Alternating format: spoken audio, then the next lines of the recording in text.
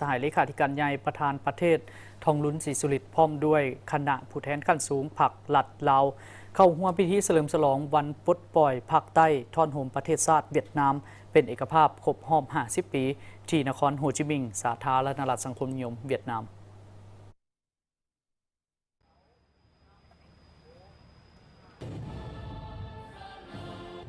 พิธีเฉลิมฉลองวันปลดปล่อยภาคใต้ท่อนโฮมประเทศชาติเวียดนามเป็นเอกภาพครบรอบ50 ปี 30 เมษายน 1975 ถึง 30 เมษายน 2025 ได้จัดขึ้นในเวลา 6:30 นาทีของวันที่ 30 เมษายน ที่นครโฮจิมินห์สาธารณรัฐสังคมนิยมเวียดนาม โดยมิสหายตัวเลิมเลขาธิการใหญ่คณะบริหารงานศูนย์กลางพรรคคอมมิวนิสต์เวียดนามพร้อมด้วยบรรดาสหายการน้ำขั้นสูงพรรครัฐสาธารณรัฐสังคมนิยมเวียดนามแขกภายในต่างประเทศและมวลชนเวียดนามเข้าร่วมสำหรับสาธารณรัฐประชาธิปไตยปฏิรูปลาวนำพาคณะผู้แทนขั้นสูงเข้าร่วม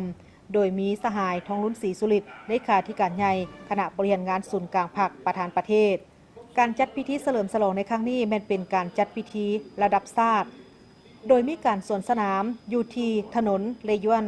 มุ่งหน้าไปหาทำเนียบเอกราชนครโฮจิมินห์ซึ่งมีก้อนกำลังต่างๆเข้าร่วมสวนสนามหลายกว่า 13,000 คนประกอบด้วยก้อนกำลังป้องกันชาติป้องกันความสงบก้อนกำลังมวลชนก้อนกำลังจากบรรดากระทรวงและภาคส่วนต่างๆทั่วสังคมเข้าร่วมนอกจากกำลังต่างๆภายในประเทศแล้วก็ยังมีก้อนกำลังของกองทัพปฏิรูปลาวก้อนกำลังจากกองทัพปฏิรูปจีนและก้อนกำลังจากกองทัพราชอาณาจักรกัมพูชีเข้าร่วมสวนสนามพิเศษในพิธีก็ยังมีการยิงปืนใหญ่21 นัดมีเรือบินเฮลิคอปเตอร์จำนวน13 ลำเรือบินยักษ์ขีด130จำนวน9 ลำและเรือบินสู้ขีด30 MK2 จำนวน2 ลำของกองทัพอากาศเวียดนามเข้าร่วมบินเพื่อแสดงความสมเสยถึงน่านฟ้าของนครโฮจิมินห์มหาไซสนะฤดูบานใหม่ในบ้านหบโฮจิมินห์ที่ลือซื่อเมื่อวันที่ 30 เมษายน 1975 เป็นไซสนะที่ยิ่งใหญ่สว่างไสวมีความหมายประวัติศาสตร์เป็นมากผลของการนำพาอันถูกต้องและสลัดส่องใสของพรรคคอมมิวนิสต์เวียดนามบวกกับกำลังแห่งความสามัคคีอันเป็นปึกแผ่นของทั่วปวงชนทางชาติประชาชนเวียดนามวีรชนได้ดำเนินการต่อสู้อย่างพิราศอาถรรพ์สร้างวิรกรรมอันล้ำเลิศสามารถปลดปล่อยประเทศชาติได้อย่างสมบูรณ์และได้สำเร็จภารกรรมในการท่อนโฮมประเทศเวียดนามให้เป็นอันหนึ่งอันเดียวซึ่งเป็นขีดหมายประวัติศาสตร์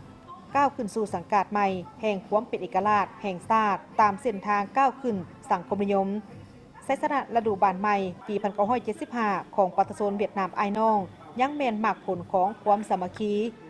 และความสัมพันธ์สู่หบของประชาชน3 ชาติอินโดจีนและได้กลายเป็นกำลังแห่งอันมหาศาลสุกยุขบวนการต่อสู้ปลดปล่อยชาติของประชาชนลาวบรรดาเผ่าสถาปนาเป็นสาธารณรัฐประชาธิปไตยปฏิรูปลาวในวันที่ 2 ธันวาคม